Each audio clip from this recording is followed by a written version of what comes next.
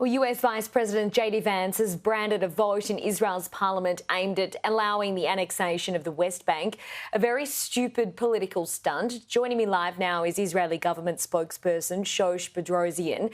Thank you for your time today. I really appreciate it, as always. What do you make of his comments? Sure. So the Prime Minister's office, we actually put out a statement the other day saying that this was a Knesset vote, which was a deliberate political provocation by the opposition parties.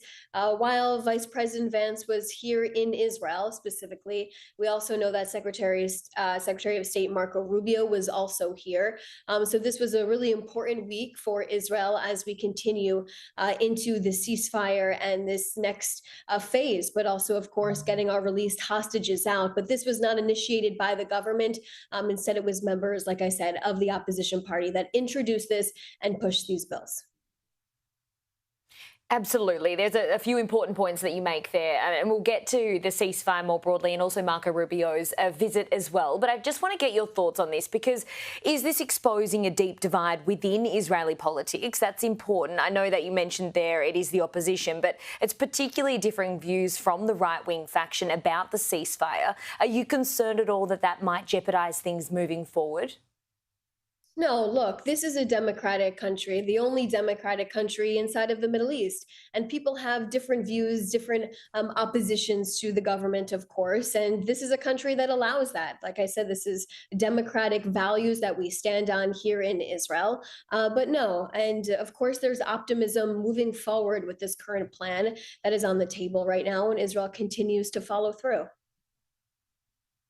Now, on Marco Rubio's visit, now he's left Israel, of course. He met with Benjamin Netanyahu. He says US officials are getting input on a possible UN resolution to essentially authorise a multinational force in Gaza. What do you make of this?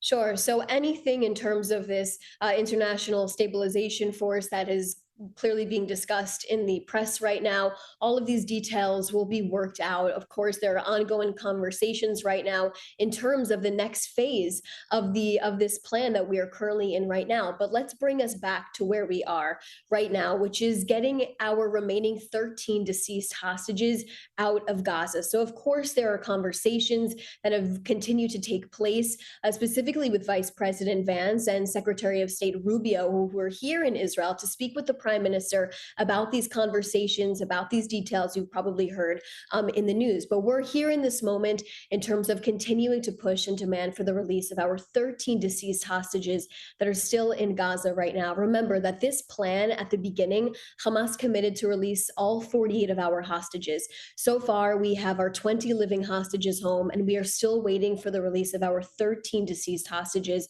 in captivity. And we are waiting for Hamas to uphold their side of the agreement. But those conversations for the future consistently happen in full coordination between Israel and the United States. This is a really incredible partnership that continues to form and evolve in a very positive way between the United States and Israel. And I mean, obviously, this agreement that is holding at the moment is extremely fragile, and that's not going unnoticed at the moment. What concerns do you have about? You spoke about those future conversations. What concerns do you have about that? I think the only concerns right now is making sure that the agreement is upheld on all sides. Israel is doing our part. We are making sure that we're fulfilling exactly what we committed to at the beginning of this plan, but it needs to be reciprocated on the other side. I will continue to reiterate that the commitment was made by Hamas to release all 48 of our hostages, and we are still waiting for 13 deceased hostages. I can share with you that there is an Egyptian technical team right now inside of Gaza that is searching for the remains of our deceased hostages, because we've come to this point where Hamas has not turned over the remaining hostages they promised and committed to. And so we are just waiting for that to take place, and we're demanding for it to take place because it's a commitment that was made under this agreement.